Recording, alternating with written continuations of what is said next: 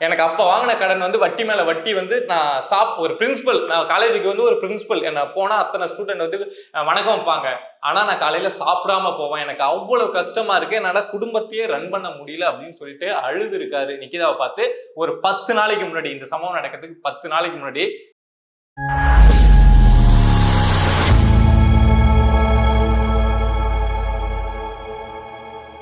அனைவருக்கும் வணக்கம். நல்ல சமூகம் உருவாகணும், அதுக்காக நான் உங்கள் பிரபாகரன் பேசுறேன். சில முக்கியமான அப்டேட்ஸ் தாங்க இந்த வீடியோல பார்க்க போறோம். இந்த அஜித் குமார் காவலர்கள் வந்து இந்த அஜித் குமாரை அந்த கோசாலையில வச்சு தாக்குறப்போ ஒரு நபர் வீடியோ எடுத்தார்ல, அந்த வீடியோ தான் இப்போ உயர்நீதிமன்ற மதுரை கிளையிலேயே ஆதாரமா மாறி இருக்கு. சோ அந்த நபர் சக்தீஸ்வரன் அப்படிங்கிற நபர் தான் அந்த வீடியோவை எடுத்திருந்தாரு. அந்த நபர் இன்னைக்கு என்ன சொல்லியிருக்காங்க அப்படின்னா, எனக்கு என்னுடைய உயிருக்கு பாதுகாப்பு வேணும், எனக்கு அச்சுறுத்தல் அப்படிங்கிறது நிறைய இருக்கு அப்படின்னு சொல்லிட்டு டிஜிபிக்கு ஒரு கடிதம் அப்படிங்கிறத எழுதியிருக்காங்க. அது என்ன அப்படிங்கறத இந்த வீடியோல பார்க்க போறோம். அதே மாதிரி இந்த நிக்கிதா இருக்காங்களே, இந்த கம்ப்ளைண்ட் கொடுத்த அந்த நிக்கிதா, அவங்க வந்து ஒரு 16 லட்சம் ரூபாய் ஏமாத்திட்டாங்க அப்படின்னு சொல்லிட்டு ஒரு பிரச்சனை அப்படிங்கிறது போயிட்டு இருக்குல்ல. அவங்க மேல இதுக்கு முன்னாடியே எஃப்ஐஆர் இருக்கு, திருமங்கலம் போலீஸ் ஸ்டேஷன்ல எஃப்ஐஆர் இருக்கு அப்படின்னு ஒரு விஷயம் போயிட்டு இருக்குல்ல. அது என்ன, அதோடைய முழு பின்னணி என்ன அப்படிங்கிறது தான் இந்த வீடியோல பார்க்க போறோம். ஃபர்ஸ்ட் விஷயம் என்ன அப்படின்னா, இந்த 16 லட்சம் ரூபாய் ஏமாத்திட்டாங்க நிக்கிதா அப்படிங்கிறது அப்படின்னு தானே இவங்க வந்து பண மோசடி செஞ்சிருக்காங்க அப்படிங்கிற விஷயம் வெளியாச்சு. சோ அது சம்பந்தமான நபரே வந்து இப்ப வெளியில பேசிட்டாங்க. யாரு அப்படின்னா, நிக்கிதா வந்து பிஹெச்டி பண்ணிருக்காங்க, ஒரு காலேஜ்ல பண்ணிட்டு இருந்திருக்காங்க. நான் சொல்றது 2010 காலகட்டத்துல. அப்போ அந்த தனியார் காலேஜோட பிரின்சிபலா ஒரு நபர் இருந்திருக்காருங்க. அந்த நபர்கிட்ட தான் நிக்கிதா ஃபேமிலி வந்து ஃபர்ஸ்ட் அந்த வேலை அப்படிங்கறத ஆரம்பிக்கிறாங்க. நிக்கிதா மட்டும் கிடையாதுங்க, நாம இப்போ இருக்கக்கூடிய இந்த நிகிதா இவங்க தானே இதெல்லாம் பண்ணிட்டு இருக்காங்க அப்படின்னு நினைக்கிறோம். நிகிதா கூட சிவகாமின்னு ஒருத்தவங்க இருந்தாங்கல்ல, அவங்களும் 2010 வேற லெவல்ல ஏமாத்திருக்காங்க. என்ன அப்படின்னா, இந்த நிக்கிதா சொல்றாங்க, இந்த மாதிரி எங்க அப்பா அம்மா வந்து கவர்மெண்ட் வேலை எல்லாம் வாங்கி தருவாங்க, அவங்களுக்கு கவர்மெண்ட்ல தெரிஞ்சவங்க எல்லாம் நிறைய பேர் இருக்காங்க அப்படின்னு சொல்றாங்க. அந்த ஃபேமிலி ட்ரீயை சொல்லிடுறேனே, அப்பதான் உங்களுக்கு என்ன அப்படிங்கிறது புரியும். சிவகாமி, ஜெயபெருமாள், அவங்களுக்கு 2 பசங்க, கவியரசு அப்படிங்கிற ஒரு பையன், நிகிதா அப்படிங்கிற ஒரு பொண்ணு. சோ இந்த கவியரசு இருக்காருல்ல, அவரு கல்யாணம் பண்ண வைஃப் பேர் வந்து சுகதேவி. சுகதேவியோட அண்ணன் வந்து பகத்சிங், அதாவது இவங்க மச்சான், இவங்களுக்கு அண்ணன், இப்படி இவங்க எல்லாருமே இதுக்குள்ள வராங்க.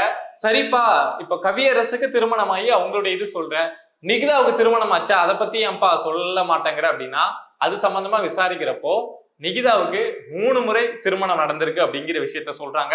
3 பேரு கூடயுமே இவங்க வாழலையா, இப்ப வந்து அம்மா கூட வந்து தனியா தான் வாழ்ந்துட்டு இருக்காங்களாம். அதாவது ரொம்ப அந்த ஏஜ்ல இருக்கப்போ எத்தனை பேர் கூட வேணாலும் வாழலாம், என்ன ஆட்டம் வேணாலும் போடலாம்ல. சோ அத மாதிரி ஆட்டம் போட்டிருக்காங்க.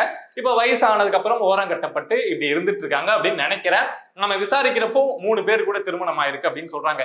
சரிப்பா, நம்மளுடைய ஸ்டோரிக்கு வா அப்படின்னா, இவங்க ஃபேமிலி இருக்காங்கல்ல, சோ இவங்க ஃபேமிலி கிட்ட அந்த இவங்க பிஹெச்டி பண்ணிட்டு இருந்த அந்த பிரின்சிபல், அந்த காலேஜ் பிரின்சிபலை வந்து அறிமுகப்படுத்தி வைக்கிறாங்க. ஓரளவுக்கு தூரத்து சொந்தமும் போல. சோ அப்போ இந்த சிவகாமி அவங்க என்ன சொல்றாங்க அப்படின்னா, நீ ஏன்பா இங்க கஷ்டப்பட்டு இருக்க காலேஜ்ல, பிரைவேட் காலேஜ்ல, நமக்கு தான் கவர்மெண்ட்ல தெரியுது. ஏன்னா அந்த சிவகாமியோட கணவர் ஜெயபெருமாள் இருக்காருல்ல, சோ அவரு வந்து டெபுட்டி கலெக்டரா வேலை பார்த்திருக்காருங்க. சோ அது மூலமா அப்போ திமுக அரசு கூட பெரிய லிங்க் இருந்திருக்கு. அப்போ துணை முதல்வரா இருந்த, இப்போ முதல்வரா இருக்கக்கூடிய MK ஸ்டாலின் இருக்காருல்ல, அவங்களுடைய பிஏ வரைக்கும் நெருக்கம் அப்படின்லாம் அந்த ஃபேமிலி வந்து அங்க காமிச்சிட்டு இருந்திருக்கு.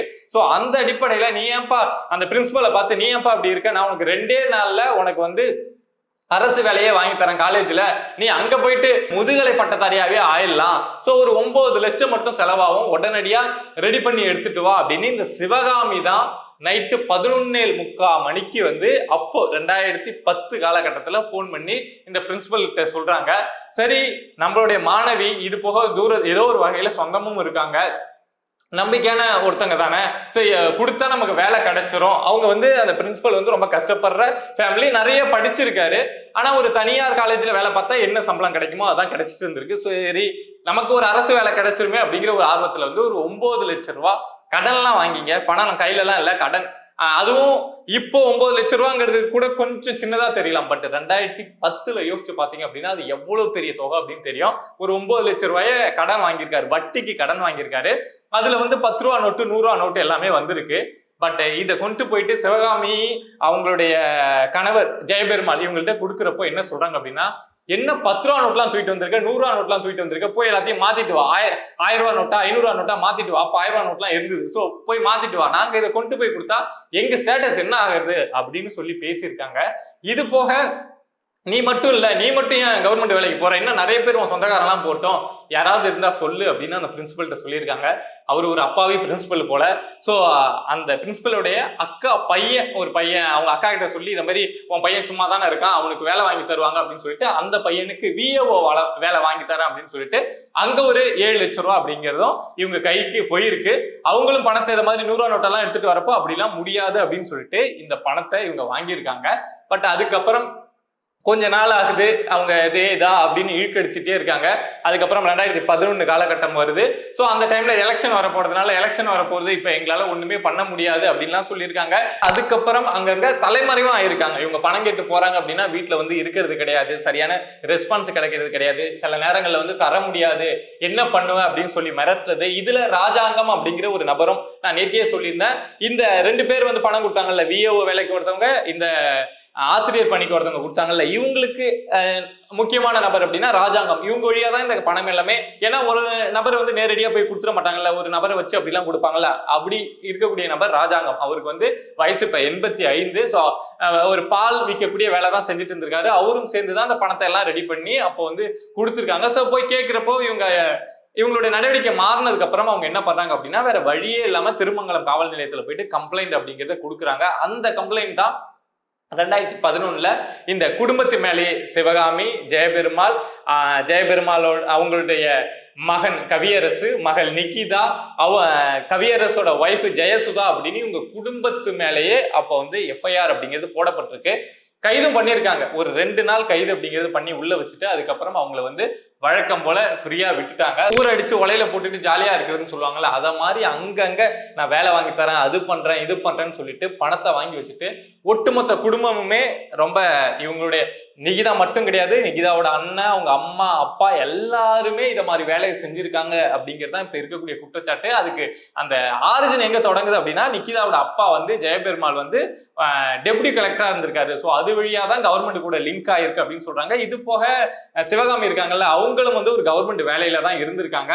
ஸோ இப்படி இவங்க இருந்துட்டு இருந்தாங்கல்ல, அதுக்கப்புறம் அப்படியே கொஞ்சம் காலம் ஓடிடுச்சுன்னு வைங்களேன். இப்போ ரீசெண்டா அந்த பிரின்சிபல் வந்து அந்த நிக்கிதாவை போய் பார்த்து, நான் ரொம்ப கஷ்டப்படுறேன், நான் நிறைய படிச்சிருக்கேன், ஆனா எனக்கு அப்ப வாங்கின கடன் வந்து வட்டி மேல வட்டி வந்து நான் ஒரு பிரின்சிபல், நான் காலேஜுக்கு வந்து ஒரு பிரின்சிபல், என்ன போனா அத்தனை ஸ்டூடெண்ட் வந்து வணக்கம் வைப்பாங்க, ஆனா நான் காலையில சாப்பிடாம போவேன், எனக்கு அவ்வளவு கஷ்டமா இருக்கு, என்னால குடும்பத்தையே ரன் பண்ண முடியல அப்படின்னு சொல்லிட்டு அழுது இருக்காரு. நிக்கிதாவை பார்த்து ஒரு 10 நாளைக்கு முன்னாடி, இந்த சம்பவம் நடக்கிறதுக்கு 10 நாளைக்கு முன்னாடி நிக்கிதா என்ன சொல்லியிருக்காங்க அப்படின்னா, நானே ரொம்ப கஷ்டத்துல இருக்கேன் பாருங்க, அப்பா டெப்யூட்டி கலெக்டர், அம்மா கவர்மெண்ட் வேலை, இவங்க இத்தனை பேர்ட்ட கொள்ளடிச்சிருக்காங்க, இத்தனை பேர்னு சொல்றீப்பா, 2 பேர் தான் சொல்லியிருக்கேன் அப்படின்னா சொல்றேன் இருங்க, இன்னும் எத்தனை பேர் இருக்காங்களோ அத்தனை பேரையும் சொல்றேன்.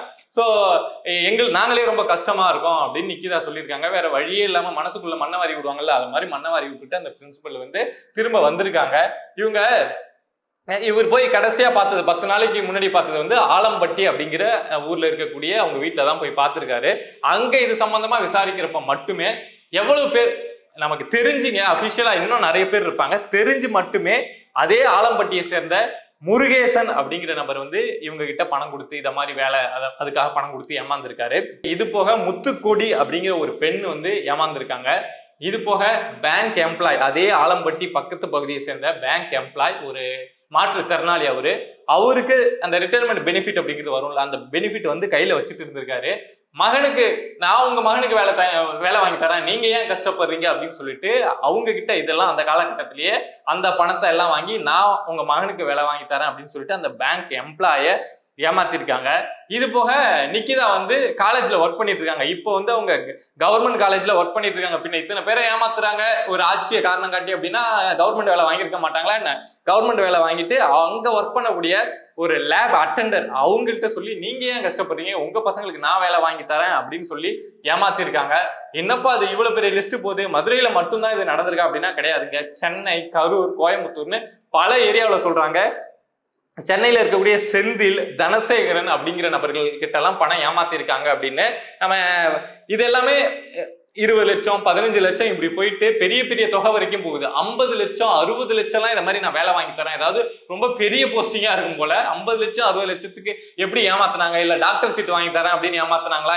அரசாங்கமே எங்க கையில தான் இருக்கு, துணை முதல்வர் MK ஸ்டாலினே எங்க கையில தான் இருக்காரு அப்படின்னு சொல்லிட்டு அப்போ ஏமாத்தினாங்களா? அப்ப அவர் தானே இருந்தாரு, அதனால சொல்றேன். சோ அப்படி ஏமாத்தினாங்களா அப்படின்னு தெரியல. ஒட்டு மொத்தமா இவ்வளவு பேரை ஏமாத்திட்டு தான் நிக்கிதா வந்து இப்ப இந்த பிரச்சனையில எக்ஸ்போஸ் ஆகி நிக்கிறாங்க. என்ன ஒரு வருத்தம் அப்படின்னா, ஒரு வழக்கு 2 வழக்கு கம்ப்ளைண்ட் போட்டு ஏதோ ஆதாரம் இல்லை அப்படின்னு ஒருத்தன் வந்து தப்பு பண்ணிட்டு ஜாலியா சுத்துறது அப்படிங்கிறது ஓகே. குடும்பமே தப்பு பண்ணுது, பாக்குறவனெல்லாம் ஏமாத்துது, எவனெல்லாம் ஏமாத்த முடியுமோ ரோட்ல போயிட்டு வரவனெல்லாம் இழுத்து வச்சு உட்கார வச்சு நம்ப வச்சு ஏமாத்துது. ஆனா அந்த குடும்பம் இத்தனை வருஷமா எந்த ஒரு வழக்கிலையும் மாட்டாம யாரும் சிறையில இல்லாம ஜாலியா இருந்திருக்காங்க அப்படின்னா, இந்த காவல்துறை என்ன பண்ணிட்டு இருக்கு, யாருக்கு ஜிங் ஜிங் அடிக்குது, எப்படி இருந்திருக்கு அப்படிங்கிற விஷயத்த நீங்க புரிஞ்சுக்கலாம். 2010-9 இருக்கு இவங்க குற்றம் செஞ்சாங்க அப்படின்னு. இத்தனை வருஷமா அவங்க ஏமாத்திட்டு இருந்திருக்காங்க. இது போக இடையில வந்து அதிமுக ஆட்சிலாம் வந்ததுக்கு அப்புறம் கூட அந்த சில பேர் இந்த குடும்பத்தில் இருக்கக்கூடிய சில பேர் வந்து நான் பெட்ரோல் பங்க் வைக்கிறதுக்கு வந்து உனக்கு லைசன்ஸ் வாங்கி தரேன் அப்படின்லாம் சொல்லி கூட ஏமாத்திருக்காங்க. இவ்வளவு பெரிய கிரைம் அப்படிங்கிறது நடந்திருக்கு. இது போக இன்னொரு விஷயம் சொல்லியிருந்தால, சக்தீஸ்வரன் அப்படிங்கிற நபர், இவர் யார் அப்படின்னா, இவர் தான் அஜித்குமாரா அந்த காவலர்கள் வந்து அந்த கோசாலையில வச்சு தாக்குறப்போ வெளியில மறைஞ்சிருந்து பாத்ரூம்ல இருந்து வீடியோ எடுத்த நபர். ஸோ நீதிமன்றம், உயர்நீதிமன்ற மதுரை கிளையில போயிட்டு இவரே ஆஜரானாரு. நீதிபதிகள் வர சொன்னாங்க, வீடியோ எடுத்தவங்கள போய் ஆஜரானாங்க. ஸோ அப்பவே நீதிபதிகள் என்ன சொன்னாங்க அப்படின்னா, இவர் தான் வீடியோ எடுத்தார் அப்படிங்கிறது எல்லாருக்கும் தெரிஞ்சிருச்சு. ஸோ இவருக்கு காவலர்கள் வந்து பாதுகாப்பு கொடுக்கணும் அப்படின்னு சொல்லியிருந்தாங்க. பட் நீதிமன்றம் சொன்னா எல்லா நேரத்திலையும் காவல்துறை கேட்டுட்டு தான் என்ன, அதுவும் இதை மாதிரி விஷயத்துல எல்லாம் கேட்கவே கேட்காது. இவர் வெளியில வந்திருக்காரு. இவரை சில நபர்கள் வந்து மிரட்டியிருக்காங்க. யார் அப்படின்னா, காவல்துறையை மிரட்டியிருக்காங்களா அப்படின்னா இல்ல, சில ரவுடிகள் மிரட்டியிருக்காங்க. அதுக்கு இந்த சக்தீஸ்வரன் என்ன சொல்றாரு அப்படின்னா, இது வந்து இந்த குரூப்ல இருந்த அந்த அஜித்குமார் தாக்கப்பட்ட அந்த குரூப்ல இருந்த ஒரு காவலர் அப்படின்னா ராஜா. சோ அந்த ராஜா சொல்லிதான் இந்த ரவுடிகளை வந்து என்ன மிரட்டுறாங்க. ஏன்னா ஆல்ரெடி இந்த காவலர் ராஜாவும் இந்த ரவுடிகளும் தொடர்புல இருந்தவங்க. நீங்க வேணா ராஜாவோட கால் ஹிஸ்டரி எடுத்து நீதிமன்றம் வந்து செக் பண்ணட்டும், என்ன வேணாலும் பண்ணட்டும். என்ன மிரட்டுறாங்க, என்ன மட்டும் மிரட்டுறது இல்லாம இன்னும் நிறைய சாட்சிகள் அப்படிங்கிறது இருக்கு. ஏன்னா இவங்க அஜித்குமார் அடிச்சு கிட்டத்தட்ட சாக அடிச்சுட்டு அந்த ஆட்டோவில் தூக்கி வந்து போட்டுதான் எடுத்துட்டு போனாங்க அப்படின்னு சொன்னோம் கோசாலையில இருந்து. அப்போ அந்த ஆட்டோ டிரைவர் இருக்காருல்ல, அப்போ வந்து பிசிஆர் இருக்கக்கூடியவர் வந்து ஆட்டோ ஓட்டிட்டு போகல, அங்க ஒரு ஆட்டோ டிரைவர் இருக்காருல்ல, அவருக்கு தெரியல பின்னாடி எந்த நிலைமையில அஜித்குமார் இருந்தா அப்படின்னு. சோ அந்த ஆட்டோ டிரைவருமே இதுல ஒரு முக்கிய சாட்சி.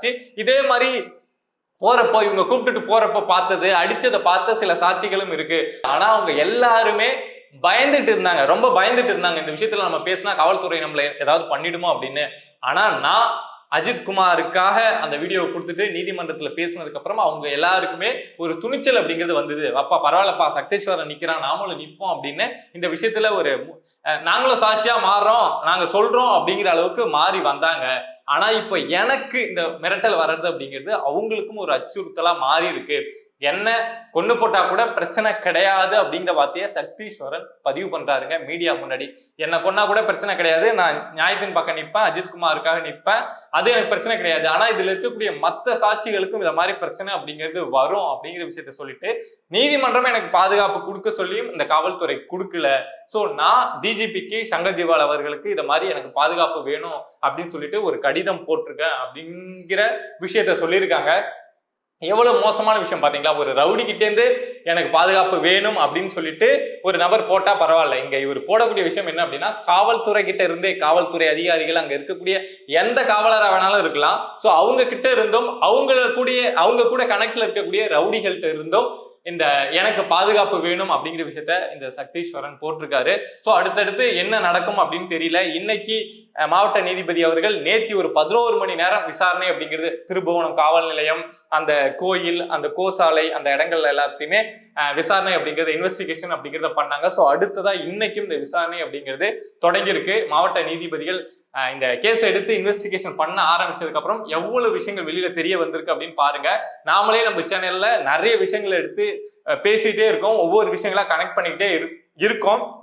ஸோ இது சம்பந்தமா ஏதாவது டெவலப்மெண்ட், இதுல இன்னும் முக்கியமான தகவல் ஏதாவது கிடைச்சது அப்படின்னா நான் உங்க கூட வந்து கண்டிப்பா ஷேர் பண்ணுவேன். நீங்க அதை தெரிஞ்சுக்கணும் அப்படின்னு நினைச்சீங்கன்னா, இது போக சொசைட்டில நம்மளை சுத்தி நடக்கக்கூடிய எந்த விஷயமா இருந்தாலும் மக்கள் பிரச்சனையை நீங்க தெரிஞ்சுக்கணும் அப்படின்னு நினைச்சீங்கன்னா, மறக்காம பிரபா டாக்ஸ் சேனலை சப்ஸ்கிரைப் பண்ணி சப்போர்ட் பண்ணுங்க. நீங்க இருக்கீங்க அப்படிங்கிற நம்பிக்கையில தான் நான் இங்க உட்காந்து பேசிட்டு இருக்கேன்.